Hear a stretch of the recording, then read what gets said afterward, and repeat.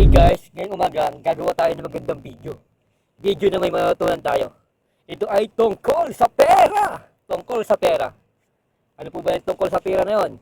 Gaya po ito. Ayan, tungkol sa pera. Kasi madami po nagbabayad sa atin ng mga pasahero po natin. Ay, hindi pala madami.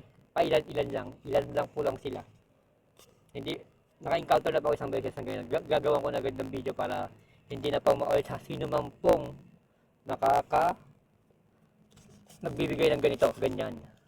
Yan guys, may nagbayad po sa atin ng 100 pinalusot.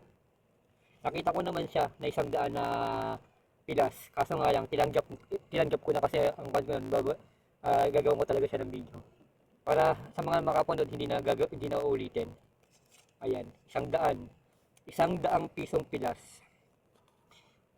Pag nakatanggap po kasi ang conductor ng ganito na 100 pisong pilas is kaya 1,000 o kaya 1,000 na pilas, ay hindi po yan tinatanggap sa cashier. Ibig sabihin, pag hindi po tinanggap sa cashier yan, aabunuhan ng conductor yung ganito. Aabunuhan. Kung 1,000 pilas po to or 1,000 puwit-puwit, ibig sabihin, yung pinalusot nyo, aabunuhan nyo ng conductor ng sarili nyong pera. Kawawa naman po yung conductor. Kawawa naman po kami. Yun lang po. Pwede nyo po siyang ibili, ay ipalit po pala. Pwede nyo pong ipalit yung ganitong pilas, punit, sunog sa mga bangko. Wag lang nga lang po sa mga konduktor o kaya sa ibang kahit wag nyo na pong tangkaing ibili sa iba pag nakatanggap po kayo ng ganito.